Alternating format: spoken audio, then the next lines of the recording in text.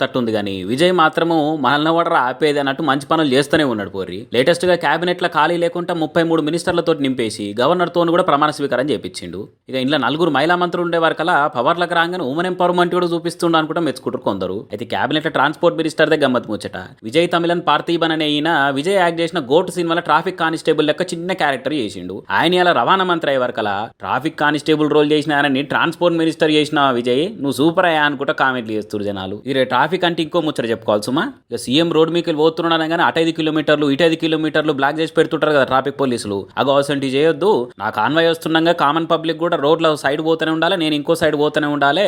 ఆటోలు, బండ్లు, స్కూటీలు, స్కూటర్లు, బస్సులు ఏది కూడా ఆపేది లేదు. అందరు సమానమైన ఆర్డర్లు ఇచ్చే వరకలా ఆర్డర్నే తమిళనాడు మొత్తం ఫాలో అవుతుంది ఇప్పుడు. ఇగో ఇట్లా మస్తు మంచి పనులు చేస్తుండే వరకలా ఆ సీఎం సరిగుట్టి అయిపోయినా అది కింద ఆఫీసర్లు కూడా మంచిగా ఉండొద్దు, పాలన చక్కగా ఉండాలంటే అని కామెంట్లు వచ్చే వరకలా విజయ్ ఇంకో నిర్ణయం కూడా చెప్పిండు. మీ తాన ఏ ఆఫీసర్ అయినా సరే, లీడర్ అయినా సరే 1000 రూపాయలైనా సరే లంచం అడిగినట్టు మీ తాన ప్రూఫ్ ఉంటే మా సర్కారుకు పంపిరి, మీకు ₹1,00,000 క్యాష్ ప్రైజ్ అని అనౌన్స్ చేసిండు. ఇగో ఇట్లా పబ్లిక్ తిప్పలు తీర్చుకుంటా చేతులున్న సర్కారుకు చెడ్డ పేరు రావద్దనుకుంటా బాగానే ట్రై చేస్తున్నాడు విజయ్ మొత్తానికి. సరే ముచ్చట్లు మస్తు ముంగటేసుకుందాం కానీ మిగతా మన ఛానల్ సబ్స్క్రైబ్ చేయరు.